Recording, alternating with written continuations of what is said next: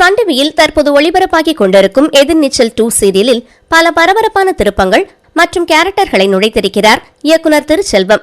தன் குடும்பத்தில் உள்ள மற்ற பெண்களுக்கும் சுய கௌரவத்துடன் தன் சொந்த காலில் நிற்க வேண்டும் என்று அவர்களின் உரிமைகளுக்காக ஜனனி போராடுகிறார். 4 பெண்களும் அவரவர் துறைகளை தேர்ந்தெடுத்து முன்னேறிக் கொண்டிருக்கிறார்கள்.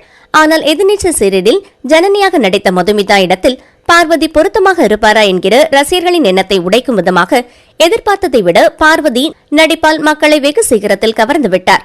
முதல் பாகத்தில் தங்களுக்கு குடைச்சல் கொடுத்த குணசேகரனை 4 பெண்களும் கம்ப்ளைண்ட் கொடுத்து உள்ளே தள்ளிவிட்டனர்.